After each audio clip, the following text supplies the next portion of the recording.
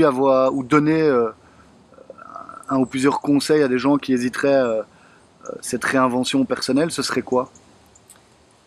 Alors ce serait d'abord euh, d'oublier cette image qu'on a de dire qu'on saute dans le vide.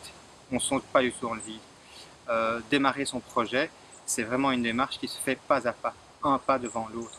Et ça prend 2, 3 ans. Et donc même quand on est encore salarié, on commence déjà à se mettre en chemin vers un autre projet. Et donc chaque pas va déterminer le chemin qu'on va prendre. Et donc on ne prend jamais de gros risques puisque chaque fois on fait un pas comme ça nous convient et on ne saute pas du tout dans le vide. Et la deuxième chose, c'est vraiment de se rappeler qu'un jour, à la fin de sa vie, euh, on va se dire, tiens, de quoi est-ce que je suis fier? Et si on se pose cette question aujourd'hui, dire, tiens, qu'est-ce que j'aurais eu envie de réaliser? Qui est-ce que j'aurais voulu être autour de moi à la fin de ma vie, etc.